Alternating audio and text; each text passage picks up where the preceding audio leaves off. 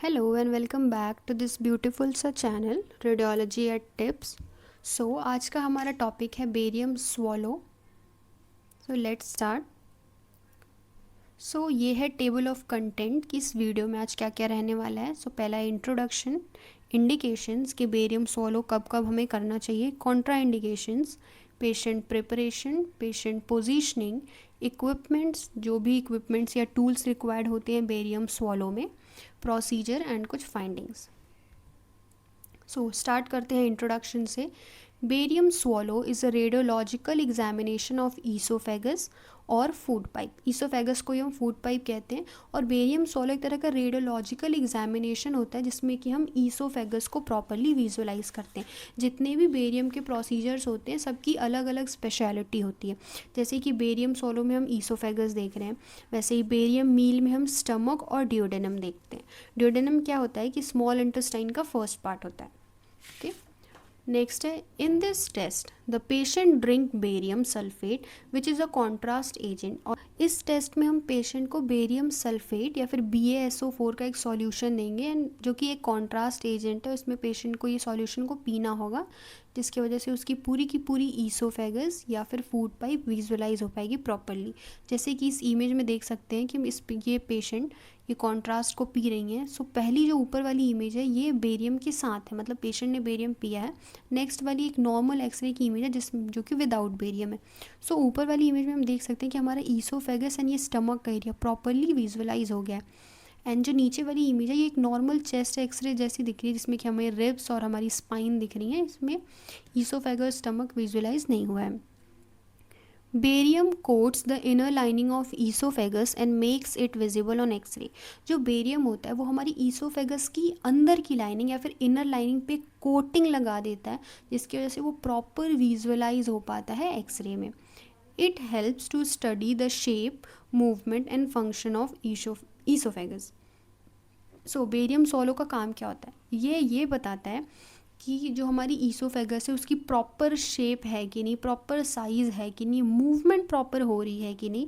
क्योंकि हमारा जो ईसोफेगस होता है उसमें पेरिस्टाल्सिस मूवमेंट होता है।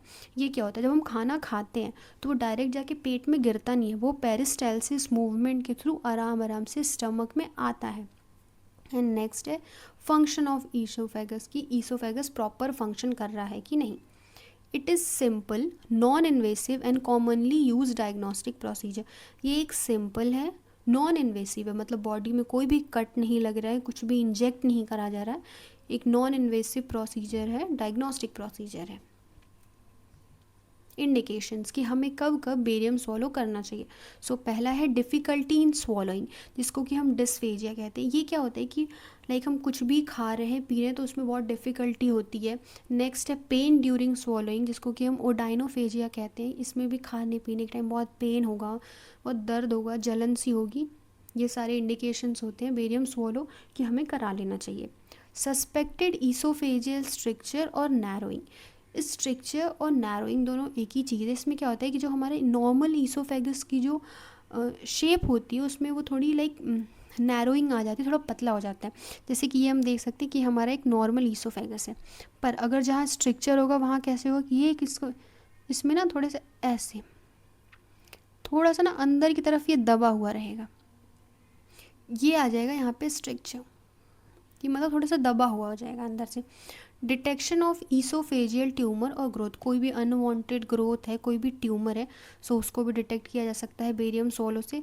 सस्पेक्टेड ईसोफेजियल डाइवर्टिकुलम, ये एक रेयर कंडीशन होती है जिसमें कि ईसोफेगस की लाइनिंग के अंदर कुछ पाउचेस जैसे बन जाते हैं जिसकी वजह से स्वॉलोइंग में डिफ़िकल्टी होती है, खाना अटक वगैरह सा जाता है।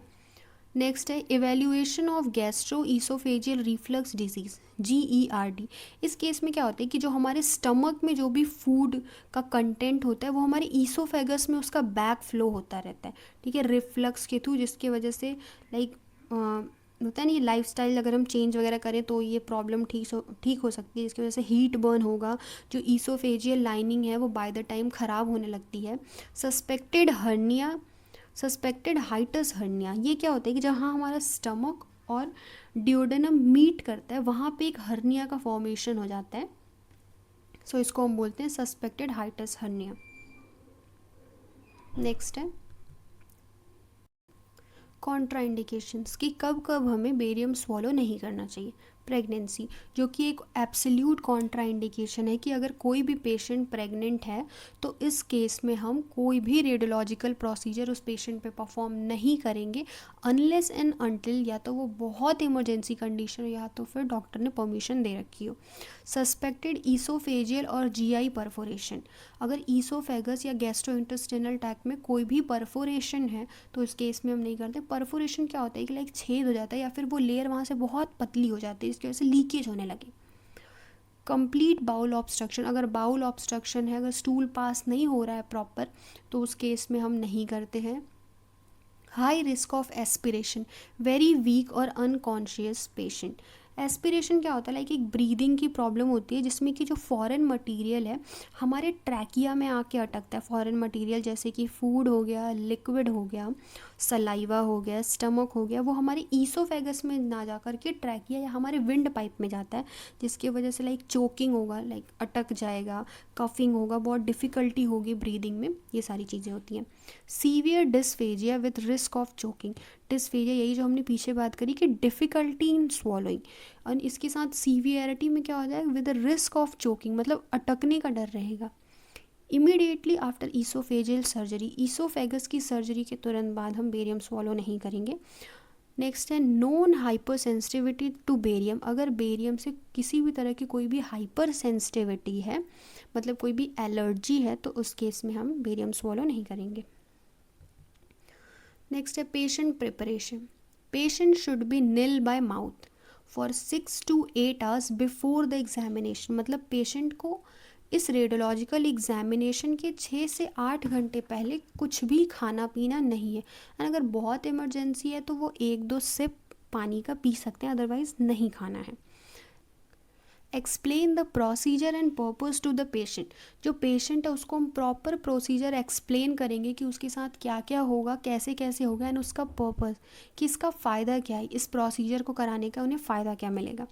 Take brief history of swallowing difficulty, surgery and perforation, and patient की हम ब्रीफ हिस्ट्री लेंगे कि उन्हें कोई डिफ़िकल्टी तो नहीं है स्वॉलोइंग में, कोई सर्जरी तो नहीं हुई या फिर कोई परफोरेशन तो नहीं रहा है पास्ट में ईसोफेगस में। Remove metal objects from neck and chest area, and neck और चेस्ट एरिया से हम सारे के सारे मेटेलिक ऑब्जेक्ट्स को रिमूव करा देंगे।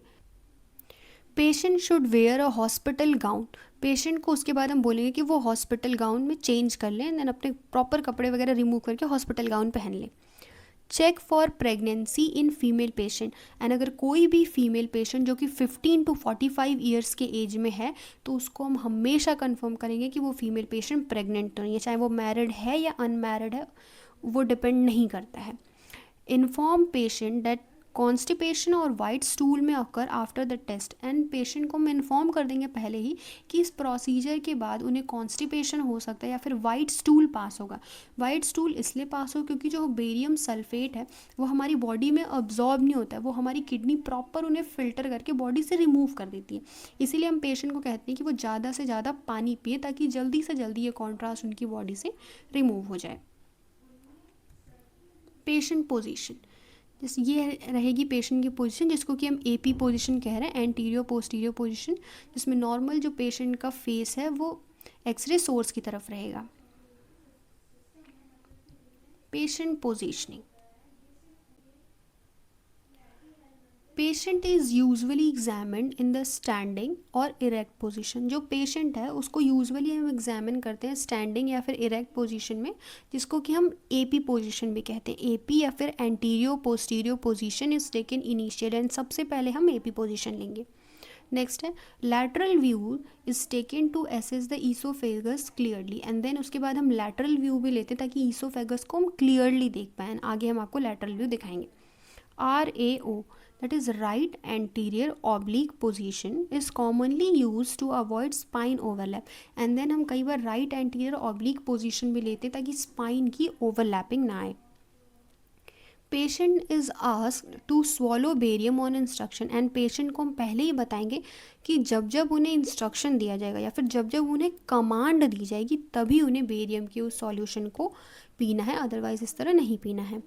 सुपाइन पोजीशन में be used if required for additional views and अगर कुछ एडिशनल व्यूज़ की ज़रूरत होगी, कुछ एडिशनल एनाटॉमीज़ को देखना होगा तो उस केस में हम सुपाइन पोजीशन को भी कंसीडर करते हैं, उस केस में भी हम एक्सरे करते हैं। इक्विपमेंट्स, क्या क्या इक्विपमेंट्स या फिर क्या क्या टूल्स चाहिए एक बेरियम स्वॉलो प्रोसीजर को परफॉर्म करने के लिए। सबसे पहला और इम्पॉर्टेंट चीज़ है जो कि एक्सरे मशीन या फिर फ्लोरोस्कोपी यूनिट है। फ्लोरोस्कोपी यूनिट क्या होती है? फ्लोरोस्कोपी यूनिट एक्सरे के जैसी ही होती है पर इसमें लाइव इमेजिंग चलती है। Barium sulphate contrast media and then उसके बाद बेरियम सल्फेट कॉन्ट्रास्ट मीडिया चाहिए होगा ताकि प्रॉपर ईसोफेगस हमारा विजुअलाइज हो पाए। जैसे कि इस इमेज में हम देख रहे हैं कि कायरॉन एक बेरियम सल्फेट कॉन्ट्रास्ट मीडिया है। कप और straw for drinking barium. Okay, radiographic table और टिल्टिंग टेबल। टिल्टिंग टेबल का क्या मतलब है? जैसे कि अगर हम एक नॉर्मल एक्सरे के यूनिट को देखें या एक एक्सरे की मशीन को देखें तो उसमें क्या होता है कि अगर हम कुछ भी खा रहे हैं तो उसकी लाइव इमेज नहीं आ सकती, एक 2D इमेज आएगी, एक फ़ोटो खींचेगी।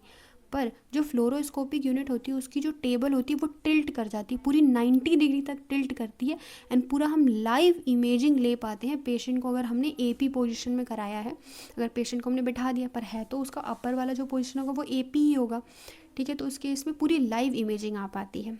नेक्स्ट है लेड एप्रन या फिर रेडिएशन प्रोटेक्शन डिवाइसेस।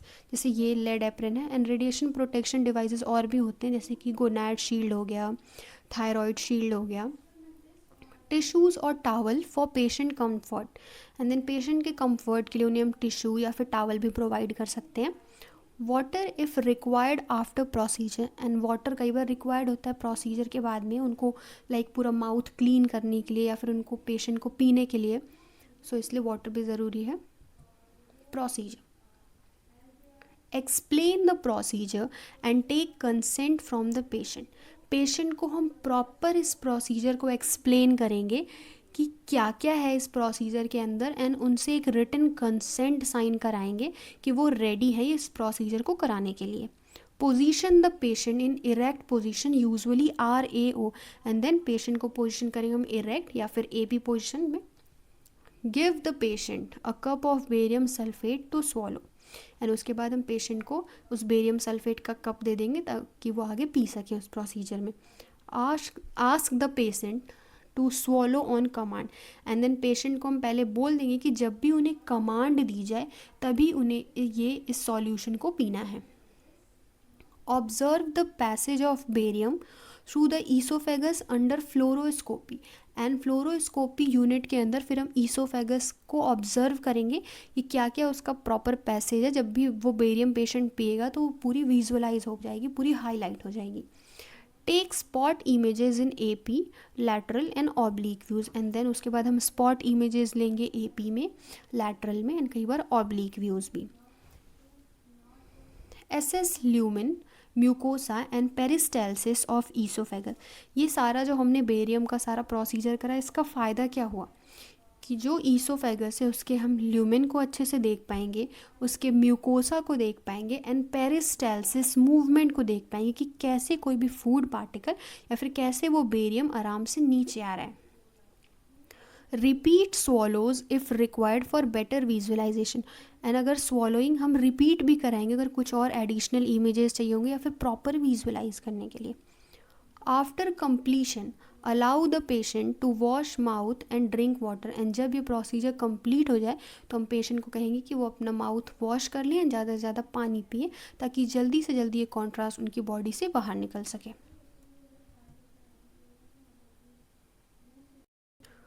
जैसे ये हम देख पा रहे हैं कि ये कुछ फाइंडिंग्स हैं, ये AP पोजीशन है एंड ये भी AP पोजीशन है। इन दोनों में बस कॉन्ट्रास्ट का थोड़ा सा फ़र्क है, अदरवाइज़ ये दोनों के दोनों AP पोजीशन है। यहाँ पे हम देख पा रहे हैं कि ये हमारी ईसोफेगस है, प्रॉपरली विजुअलाइज हो पा रही है बेरियम सल्फेट सॉल्यूशन पीने के बाद। यहाँ पे भी ईसोफेगस प्रॉपर विजुअलाइज हो पा रही है, दोनों AP पोजीशन ही है। ये है लैटरल, ये जो है ये लैटरल पोजीशन है जिसमें कि ये हमारा ईसोफेगस है, ओके, सर्कल के अंदर ये ईसोफेगस। ये आगे जो है हमारी स्टर्नम की बोन है, पीछे हमारा वर्टिब्रल कॉलम है एंड यहाँ पे हम देख पा रहे हैं कि प्रॉपर विजुअलाइज हो पा रहा है हमारा ईसोफेगस जब हम बेरियम सल्फेट के सॉल्यूशन को पी रहे हैं तो। आज के इस वीडियो में यहीं तक है। So thank you so much for watching this video.